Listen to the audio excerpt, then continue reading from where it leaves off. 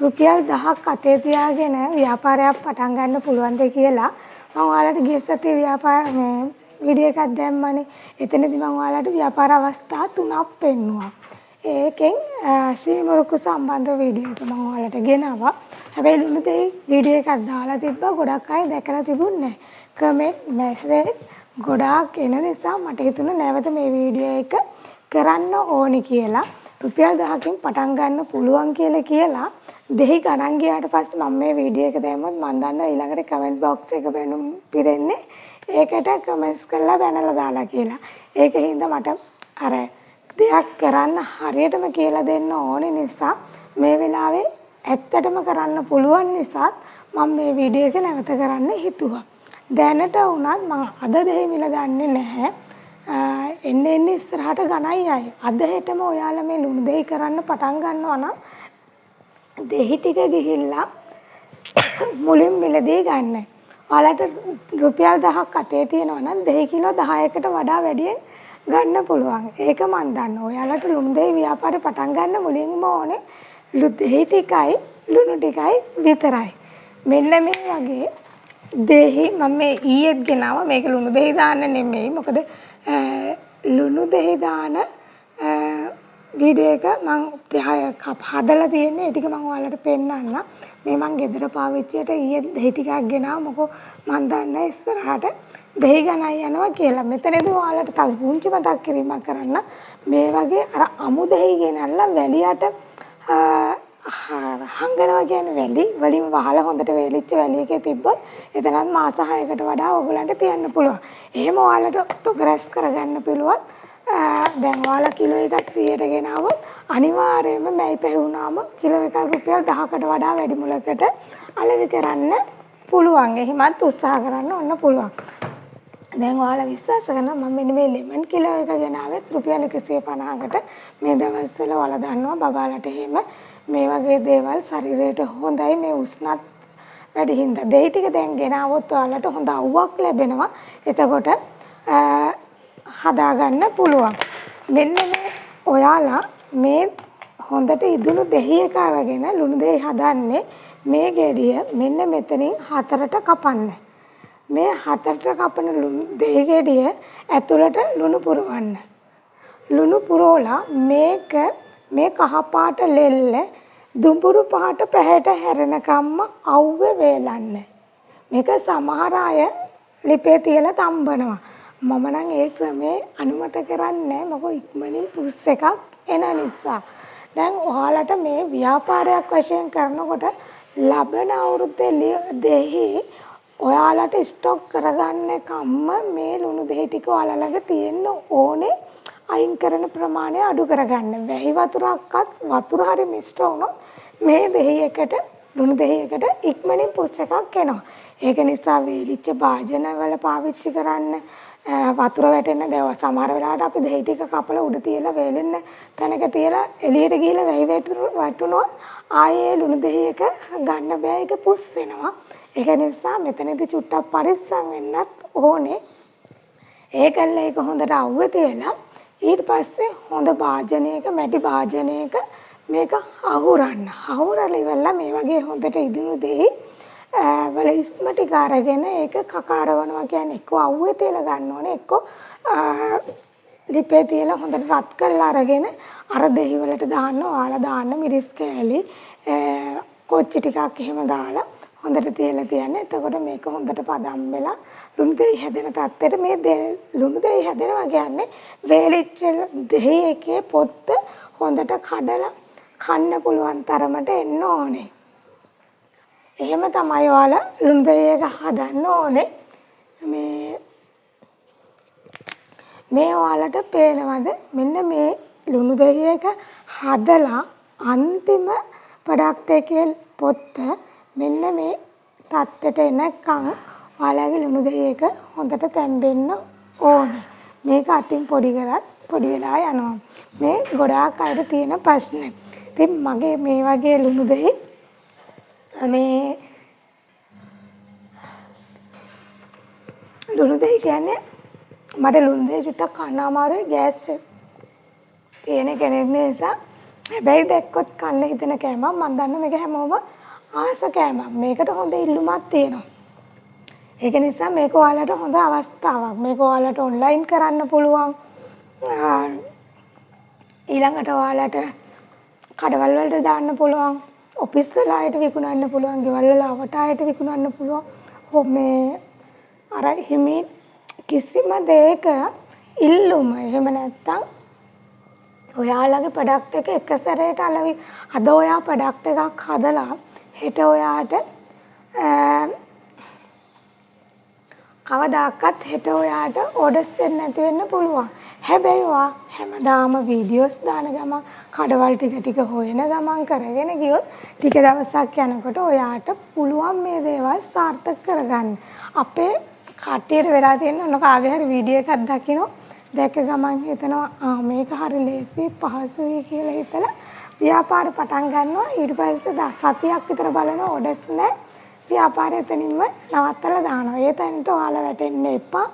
මොකද ව්‍යාපාරයක් කියන්නේ බිස්නස් එකක් කියන්නේ හැදෙන්න යම් කාලයක් යනවා. අවුරුදු 5ක් ස්ථාවර වෙලා ඉන්න පුළුවන් නම් ඔයාව වටන්න කිසිම කෙනෙකුට බෑ. කොච්චර බාධක ආවත් එයා උත්සාහ කරනවා ඒ බාධක ජයගෙන අඩුම තරමේ ඔයාලට අවුරුද්දක් කාගෙන කරගෙන යන්න පුළුවන් තත්ත්වයක් තියෙනවා නම් ඒක තමයි ව්‍යාපාරයකට අදා පැවැත්ම. අද පටන් අරගෙන හෙට ඕඩර්ස් නැහැ. කවුරුත් මගේ ප්‍රොඩක්ට් එක ගත්තේ නැහැ කියලා අත්හරින්න හිතලා ව්‍යාපාර කරන්න එපා. ඉතින් ඔන්න ඔයාලට අර ගිය සතියේ දාපු වීඩියෝ එකේ ගොඩාක් අය කමෙන්ට් දාලා තිබ්බේ ලුණු දෙහි හදන හැටි කියලා දෙන්න. ලුණු දෙහි කරන්නේ කොහොමද කියන එක. ලුණු දෙහි කරන්න එකපාරට මෙයාගේ මේ වීඩියෝ එක හොඳයි. ලුණු දෙහි හදන්න පුළුවන් කියලා එකපාරට දුර ගිහලා කප් ටික ගේන එක නෙමෙයි ඔයාලා කරන්න ඕනේ. කප් එක ඔයාලට කඩෙන් ගන්න පුළුවන්. ඒක එකපාරට ගණන් යන්නේ නැහැ. හැබැයි ඔයාලට ලුණු දෙහි කියන්නේ මෙන්න මේ දෙහි එක ඉක්මනට ගණන් යනවා. මොකද ඒක දැන් ඉවර වෙගෙන යන්නේ. ඒක නිසා මුලින්ම දැන් කරන්න ඕනේ ඔයා ගිහිල්ලා තොග ගන්න පුළුවන් තැනකින් තොග මාකට් එකකින් හරි ටක් ගන්න දෙහි ටික ගන්න. දැන් අම්පාර වගේ පැත්තක ඉන්න කෙනෙක් නම් මීට වඩා අඩු මුදලට ලුණු හොත් දෙහි හොයාගන්න පුළුවන්. ඒ ටික අරගෙන අවුව තියෙනවනේ. කපලා අවුවේ තියන්න තියලා හිමීට වගේ ව්‍යාපාරය රෙජිස්ටර් කරගන්න. ඔන්ලයින් කරන කෙනෙකුට නම් ඒකටත් ටික කාලයක් තියෙනවා. ඔක ඔන්ලයින් කරන කෙනෙකුට ව්‍යාපාරය රෙජිස්ටර් කරන එක හදිස්සිය බලන්නේ නැහැ. හැබැයි බලනවා නැත්තේ නෑ. ඔයා හිමීට මාස දෙකක් තුනක් යනකොට කරගන්න. ඔයා ෂොප් වලට එහෙම නැත්නම් කඩවල් වලට සුපර් මාකට් වලට දානවා නම් ලුණු දෙහි ටික හැදෙනකන් ඊළඟට ඔයා කරන්න ඕනේ මොකක්ද දන්නවද? ඔයාගේ ලේබල් එක හදාගන්න. දැන් මගේ ලුණු දෙහි වලට මෙන්න මේ විදිහේ ලේබල් එකක් හැදිලා තියෙන්නේ. ඉතින් ඔයා ලුණු දෙහි වලට ඒ වගේ ලේබල් එකක් හදාගන්න. ඒ ලේබල් එක ඔයාගේ එක්ක ඔයාට කැන්වා එකෙන් ෆොටෝකෝපි එකෙන් ෆොටෝ එකෙන් ඔයාටම ඩිසයින් කරලා හදාගන්න පුළුවන්. එහෙම දන්නේ නැති කෙනෙක් නම් ඔයා කමියුනිකේෂන් එකකට ගිහිල්ලා ඔයාගේ ව්‍යාපාරයට නමක් දාලා තියෙනවා නම් ඒ නම දීලා බ්‍රෑන්ඩ් ඔයාගේ ප්‍රොඩක්ට් එකේ නම දීලා නිෂ්පාදිත දිනේ කල් තියාගන්න දිනේ ඒ ටික ඩිසයින් කරලා දාලා තියෙන අමුද්‍රව්‍ය කියලා බාකෝඩ් එකක් දාලා කලර් කෝඩ් එකක් ඇඩ් කරලා පුංචියට ලේබල් එකක් හදාගන්න. එතකොට ඔයාට අර එළියෙන් එන නීතිමය පැත්තෙන් එන බාධක අයින් වෙනවා. ඊට පස්සේ ආයි කමෙන්ට් කරලා දාලා තිබ්බා මේකට ලියාපදිංචි වෙන්න ඕනේ නැද්ද කියලා. ෂොප් වලට දානවා නම් ලුණු දෙහි වලටත් අනිවාර්යයෙන්ම සුපර් මාකට් දානවා නම් කඩවල් වලට දානවා නම් අනිවාර්යයෙන්ම ලුණු දෙහි කියන ප්‍රොඩක්ට් එකත් අනිවාර්යෙන් ඔයාලා ලියාපදිංචි වෙන්න ඕනේ. දැන් ලියාපදිංචිය ගැනත් ඔයාලට වීඩියෝ එකක් කරන්න කියලා කමෙන්ට්ස් වැටිලා තිබ්බා. ඒ වගේම මැසේජ් ආපු හින්දා මම ඔයාලට පුංචි මතක් කිරීමක් කරන්න. ලියාපදිංචිය ගන්නේ ප්‍රාදේශීය ලේකම් කාර්යාලය හා ප්‍රාදේශීය සභාව. ඔයා ගිහිල්ලා එතන තියෙනවා ෆෝම් එකක් ලියාපදිංචිය ගන්න. ඒ ෆෝම් එක අරගෙන ඒකේ තියෙනවා සම්පූර්ණ කරන්න විස්තර. ඒ ඔයා එක ડોකියුමන්ට් ටික සම්පූර්ණ කරලා ප්‍රාදේශීය ලේකම් කාර්යාලයට බාර දුන්නට පස්සේ යාලා වෙළඳ බලපත්‍රය ඔයාට ලබා දෙනවා. ඊට පස්සේ ඔයාගේ ප්‍රොඩක්ට් එක බලනවා අපි HIS එයා බලලා ඔයාගේ ප්‍රොඩක්ට් එකේ කෘත්‍රිම රසකාරක පරිභෝජනයට හොඳයි නම් කිසිම මේ එකක් නැතුව එයා නිර්දේශ කරලා දෙනවා මේක පරිභෝජනයට හොඳයි කියලා. ඊට පස්සේ ඔයාට ප්‍රාදේශීය ලේකම් කාර්යාලයෙන් රුපියල් මම හිතන්නේ දැන් 3000 ගානක්ද දන්නේ මම ගන්න කාලේ 1000 ගානක් වගේ තිබ්බේ. කොහොමද රුපියල් 5000ට අඩුයි ඔයාට ප්‍රාදේශීය ලේකම් කාර්යාලයෙන් මේ රෙජිස්ට්‍රේෂන් එක ලබා ගන්න පුළුවන්. මේක අවුරුද්දෙන් අවුරුද්ද ඔයා අලුත් කරන්න ඕන එකක් නෙමෙයි. ඔයාගේ මුළු ජීවිත කාලෙටම ඔයාට මේ ලැබෙන එක. හැබැයි ඔයා වෙළඳ බලපත්‍රය කියන එක අවුරුද්දෙන් අවුරුද්දට අලුත් කරගන්න ඕනේ. ඔන්න ඔය විදිහට තමයි ඔයාලා රෙජිස්ට්‍රේෂන් එක කරගන්න ඕනේ. ඉතින් ඔයාලා හැමෝටම ඔය රුපියල් 1000ක් අතේ තියාගෙන මේ වෙලාවේ ඉක්මනින්ම පටන් ගන්න පුළුවන්. ඔයාලට මේ දැන් තියෙන රටේ තත්ත්වයක් එක්ක ඔන්න ගෙදෙට්ට වෙලා ඉන්න අයට මේ කරදර ඉවර වෙනකොට අලුතෙන් බිස්නස් එකක් ගොඩනගාගෙන ඔයාගේ ආර්ථිකය ශක්තිමත් කරගන්න මේක හොඳ අවස්ථාවක්. දැන් ඔයාලට මම චූටියට මතක් කරන්නම් ඔයාලට තව රුපියල් 1000ක් අතේ තියෙනවා නම් මේ වෙලාවේ හිමීට ගෙදර ඉඳන් පටන් ගන්න පුළුවන් ව්‍යාපාර අවස්ථාව. ඔයාලට පුළුවන් සීනි මුරුක්කු එක කරන්න. ඒක මම ගිය සතියේ දැම්මනේ වීඩියෝ එක. මුරුක්කු එක කරන්න පුළුවන්. ඒකටත් පුංචි මුදලක් වැය වෙන්නේ. ඊළඟට ඔයාලට කොකිස් වර්ග හදන්න පුළුවන්. ඔය එක එක බැදුම් වර්ග try කරලා බලන්න පුළුවන්. චුටි පොඩියට හදලා බලන්න. ඊළඟට ඔයාට ඔය ගෙදරට වෙලා ඉන්නවා නම් මල් වර්ග ඒ කියන්නේ අපි ඔය දැන් රිබන් වලින් එහෙම හදන මල් ටිකක් එහෙම හදලා චුට්ටක් උත්සාහ කරන්න. ඒතකොට මේ කලබල ඉවර වෙනකොට ඔන්න ඔයා බිස්නස් එකකට වටපිටාව හදාගෙන මම හැමතිස්සෙම කියනවා ව්‍යාපාරයක් පටන් ගන්න හොඳම කාලයක් හොඳම වෙලාවක් හොඳම දවසක් නැහැ. ඔයාට හිතෙනවා නම් මගේ ආර්ථිකය ශක්තිමත් කරන්න ඕනේ මම මේ ප්‍රශ්න වලින් නැගිටින්න ඕනේ.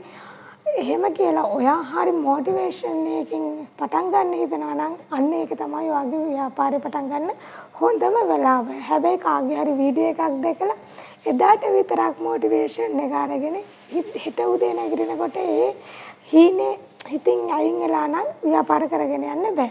අර මොටිවේෂන් වීඩියෝ බලලා හරි දිගටම ඔයාට තියාගන්න පුළුවන් නම් මොටිවේෂන් එක පටන් ගන්න ව්‍යාපාරේ හොඳයි. එකපාරට අද පටන් අරගෙන හෙට ලාභ නැති වුණත් ටික දවසක් යනකොට ඔයා රුපියල් 1000කින් පටන් ගත්තු ව්‍යාපාරේ කෝටි ගාණක් ලක්ෂ ගාණක් හොයන ව්‍යාපාරයක් බවට අනිවාර්යයෙන්ම පත් කරගන්න පුළුවන්. මේ කියන්නේ කවුරුත් කියන දේවල් නෙමෙයි මම මගේ අත්දැකීමෙන් කියන දේවල්. ඒක නිසා මට විශ්වාසයි හරි අධිෂ්ඨානකින් කරත් ඔයාලටත් ඒ ගමනේ යන්න පුළුවන් කියලා. ඊළඟට මම ඔයාලගෙන් පුංචි මතක් කිරීමක් කරන්නේ මගේ අලුත් FB page එක තමයි සස්සරණේ put lk කියන page එක. ඒක අලුත් page එකක්. මම link එක දාන්නම්. මට හැමදාම කිව්වට link එක add කරන්න අමතක වෙනවා. මොකද වීඩියෝ එක upload වෙන්නේ හදිස්සිය නිසා. link එක add කරන්න. නැත්නම් උඩින් දාන්න සස්සරණේ put lk කියන page එකට ගිහිල්ලා මම ඇත්තටම අලුත් page එකක් නිසා followers ලා නැහැ. followers 70 ගාණක් වගේ ඉන්නේ. ඔයාලට පුළුවන් මේ වෙලාවේ මට සහයෝගයක් වශයෙන් මගේ page එකට ගිහිල්ලා මාව follow කරන්න. ඒ වගේම ඔයාලට අවුරුද්දට රසකැවිලි වර්ග කල් තියාගන්න රටකජු බෙදුම්, හාල්මැස්සු බෙදුම්, කොස් බෙදුම් මේ වගේ ඕනම ප්‍රොඩක්ට් එකක් මගෙන් ඕඩර් කරන්න. ඔයාලට WhatsApp එකට ගියොත් පුළුවන් මගේ ළඟ තියෙන ප්‍රොඩක්ට් බලන්න. ඉතින් ඔයාලට කැමති නම් කමෙන්ට් එකක් දාලා දැනගන්නත් පුළුවන්. අනිවාර්යෙන් මම ඔයාලට ඒවට කියනවා. ඉතින් ඔයාලට පුළුවන් මට මේ පුංචි සහයෝගයක් කරන්න. අද වීඩියෝ එකෙන් ඔයාලට මොනවා හරි දැනුමක් ලැබුණා නම් හොඳයි කියලා හිතෙනවා නම් කමෙන්ට් එකක් දාන්න. වීඩියෝ එක යටින් ෂෙයා කරන්න. ඊළඟට ඔයාලට දැනගන්න මොනවද ඕනි කියන එකත් සඳහන් කරන්න. මොකද එහෙම වුණාම මට වීඩියෝස් ගේන්න ලේසියි. මම නැත්නම් හිතේ තියෙන්න ඕනේ මෙයාලට ප්‍රයෝජනවත් වෙන්නේ මොකද්ද කියලා. ඉතින් ඔයාලගේ අදහස් දක්වලා කමෙන්ට් එකක් දාන්න. ඒ වගේම මගේ channel එක අලුතෙන් බලන කෙනෙක් නම් channel එක subscribe කරගෙන යන්න කියන පුංචි ඉල්ලීමත් එක්ක ඔන්න අදට මම ඔයාලගෙන් සමුගන්නවා. ඔයාලා හැමෝටම යහපත් සුන්දර දවසක්.